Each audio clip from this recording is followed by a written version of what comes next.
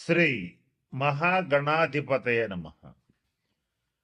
మనం చాలాసార్లు ఏమనుకుంటామంటే గతంలో ఈ పొరపాటు చేసాం, మళ్ళా అవకాశం వస్తే ఈ పొరపాటు చేయకుండా ఉందాం అని ఒకసారి అనుకుంటాం.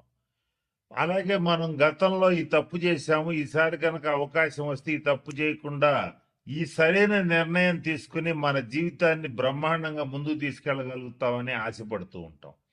ఇట్లా ఏదైనా సరే గతంలో చేసినటువంటి తప్పులు కానీ, మన వల్ల జరిగిన ఇబ్బందులు కానీ, మనకు తెలియకుండా జరిగినవి కానీ, తెలిసి జరిగినవి కానీ ఏవైనా సరే ఒక ఇబ్బందికరమైన పరిస్థితులు, దాని ఫలితాలు చేసినప్పుడు తెలివి కానీ, చేసిన తర్వాత మనకి చాలా బలంగా దెబ్బ కొడుతూ కనపడుతూ ఉంటాయి.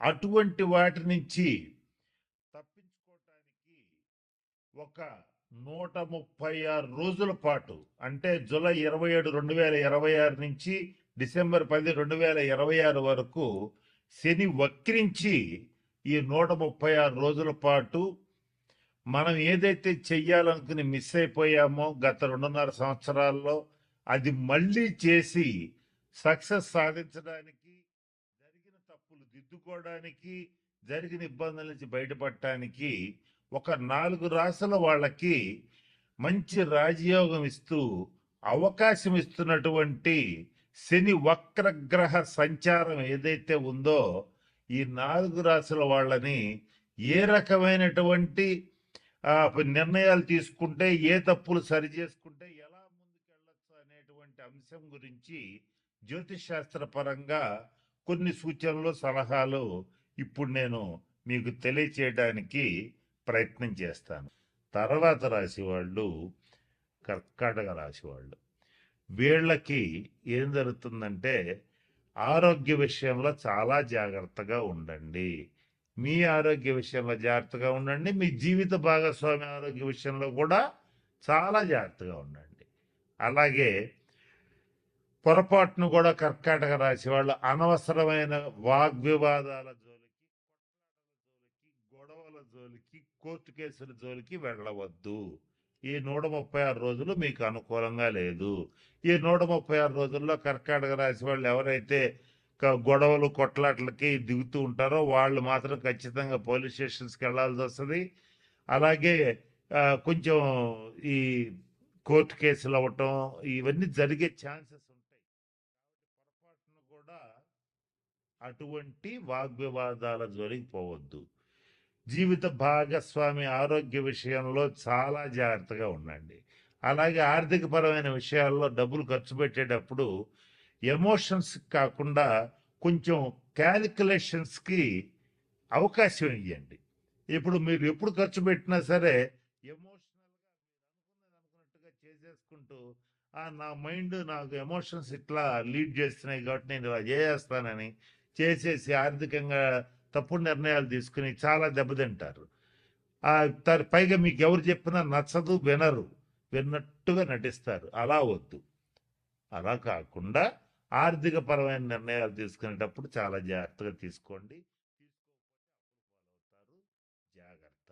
అలాగే స్పెక్యులేషన్స్ ఇటువంటివి చేసేటువంటి వాళ్ళు, స్టాక్ మార్కెట్స్లో పెట్టుబడులు పెట్టేటువంటి వాళ్ళు బల్క్గా పెట్టడం, ఇది గ్యారంటీగా పెరుగుతుంది స్టాక్ అని చెప్పి పెట్టేసేయడం, ఇట్లాంటివి చేయొద్దు.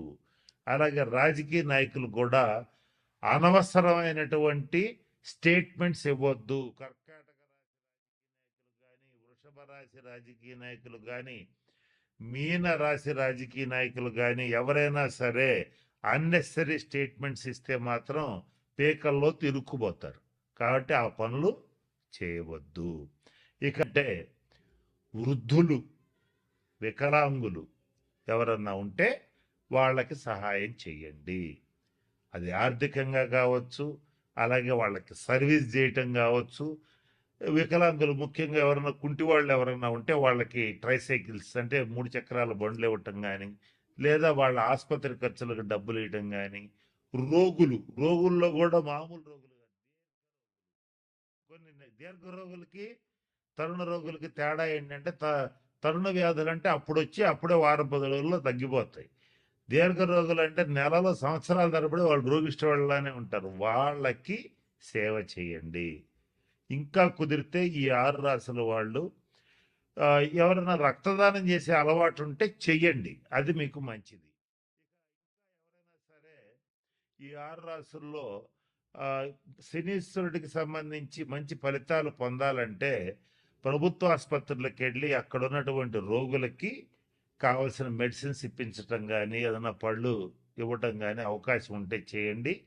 ముఖ్యంగా వృద్ధాశ్రమాలు, అనాథాశ్రమాలు కాదు, వృద్ధాశ్రమాలు ఎవరికైతే ఉంటాయో వృద్ధులకు సేవ చేయండి. వాళ్ళకి కావాల్సిన వైద్య సదుపాయం కల్పించండి. వాళ్ళకి కావాల్సిన సేవలు చేయండి. శని గ్రహం అనేటువంటి వృద్ధుల్ని సూచిస్తుంది. నల్లటి వాళ్ళని సూచిస్తుంది. కుంటి వాళ్ళని సూచిస్తుంది.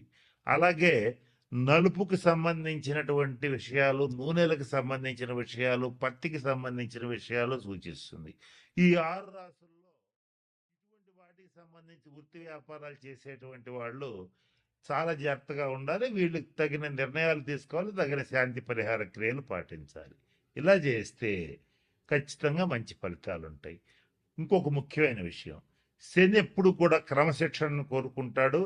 ఆనెస్టీ, నీతి నిజాయితీలను కోరుకుంటాడు. ఈ 6 రాసుల్లో ఎవరైతే నీతిగా నిజాయితీగా ఉంటారో, క్రమశిక్షణతో ఉంటారో, పరద్రవ్యాన్ని ఆశించరో, అంటే ఎదుటివాడి ఇల్లు కొంప కొల్లగొట్టి కాజేయాలనుకోరో, వాళ్ళకి మాత్రం మంచి ఫలితాలు ఉంటాయి.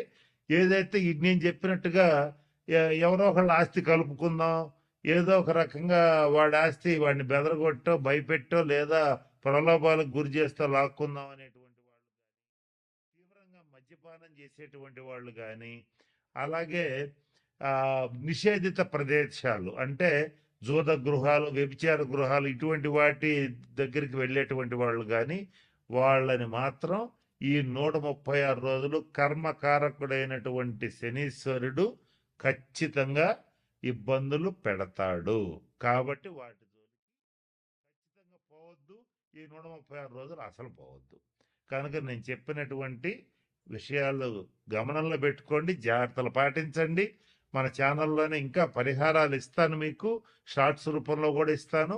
వాటిని పాటించి ఈ 136 రోజులు మీకు అత్యంత అనుకూలంగా మార్చుకోవచ్చు. నేను చెప్తూ వీడియో మొదట్లో ఒక మాట చెప్పాను, వక్రీ బలి అన్నాను. వక్రించిన గ్రహం మరింత బలంగా పనిచేస్తుంది.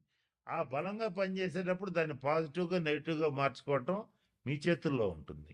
కాబట్టి నేను చెప్పిన అన్ని సూచనలు పాటించి అందరూ 12 రాసుల వాళ్ళు శనీశ్వరుడు యొక్క శుభ ఫలితాలు పొందాలని మనస్ఫూర్తిగా ఆశిస్తూ ఆ పరమేశ్వరుడిని ప్రార్థిస్తూ సెలవు తీసుకుంటున్నాను. స్వస్తి.